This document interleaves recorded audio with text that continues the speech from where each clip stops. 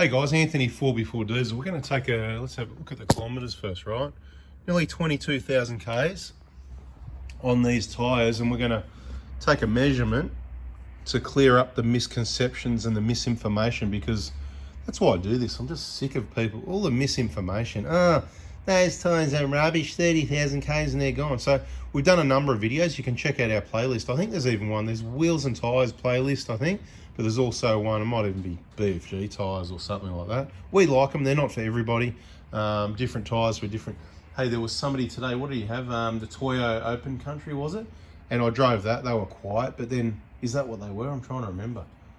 Because there's some noisy Toyos as well. Anyway, they look like a really road-orientated tyre, but they're a light-duty all-terrain. So, you know, if you want something that's a bit more road-orientated, you can go for that. But these are the grippy tyres. But to have a fair comparison, let's just go over here for a minute. Let's go over here to the Hilux, which has got tyres that have done... Well, this is probably not a good tyre to pick, actually, so we'll go. Let's go to this one, because even though it's been off-road, you can see we gave it a hard time, ripped into it. You can see that edge there, see that moulding line still?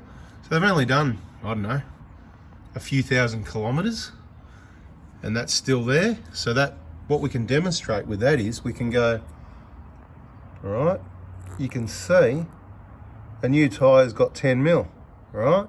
Because you can see that, you know what I mean? You can see that, you know it's a new tyre. You want to go in the middle just for something to do?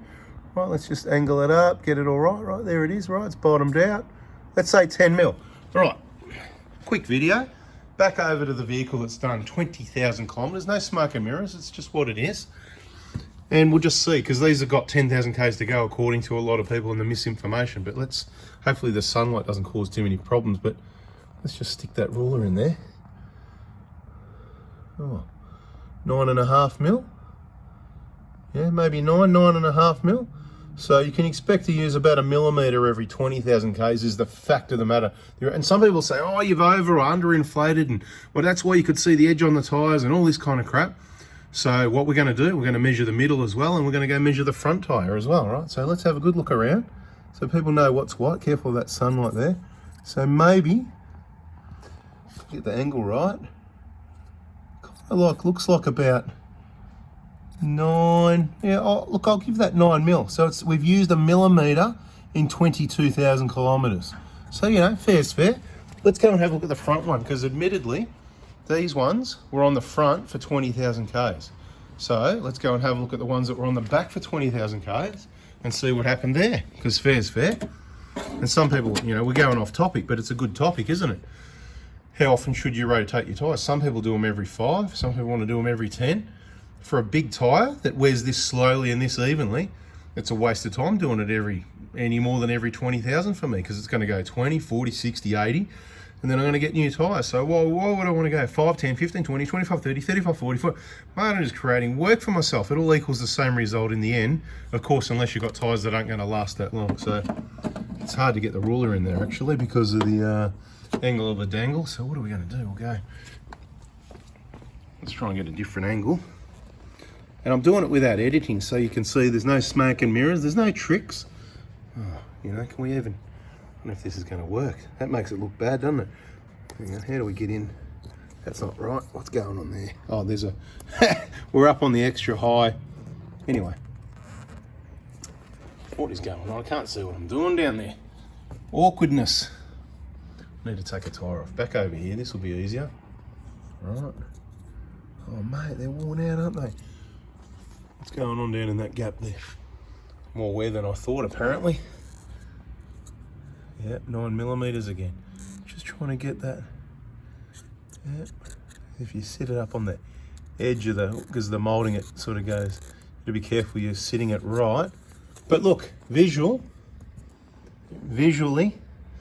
I kind of probably needed to turn the light on.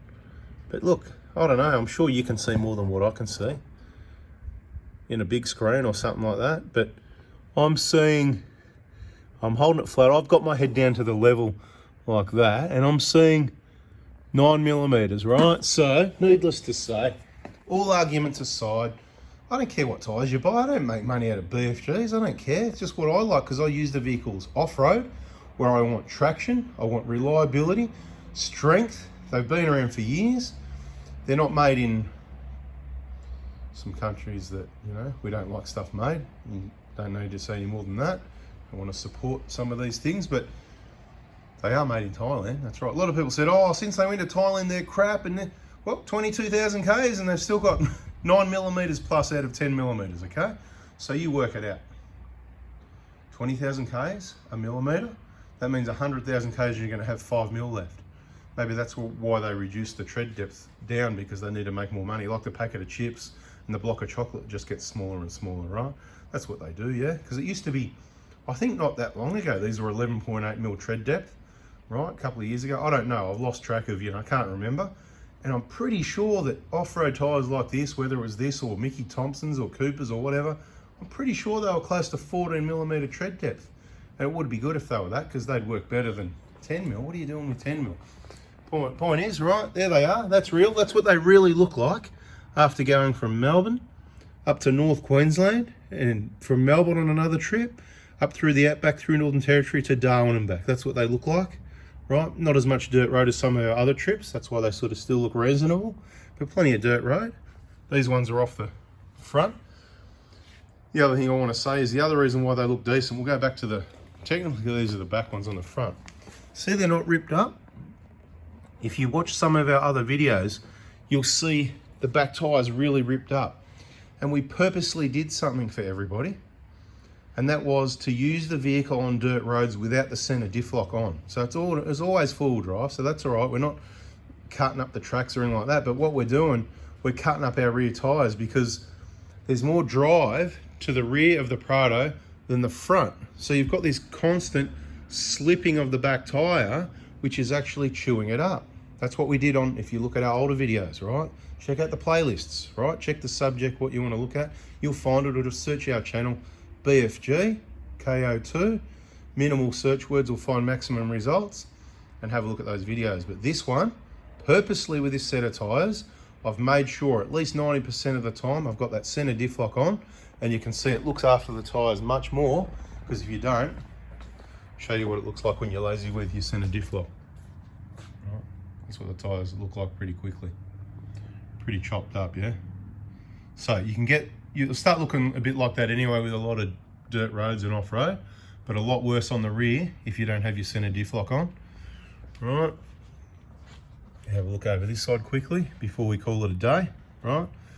So these tyres, they've done 60,000 kilometres on, mainly on the back of a Prado, mainly a lot of dirt roads, you know, like a couple of Ks a day to the gym and back, but then predominantly trips, okay? This Prado, trips. So out of 60,000, I'd say could be 40,000 Ks on dirt roads or something like that. Obviously they wear a lot more also on dirt roads. Anyway, that was a quick video, and I just sort of show you that, and that's the real information, and you can see it. You can see it's all being demonstrated. That's why we do it this way. We can't always demonstrate. People have got to sort of have some faith sometimes. We can't always demonstrate everything, but we demonstrate a lot of things, and then some of the other things you just got to have a bit of faith. You can't always see everything until it's too late.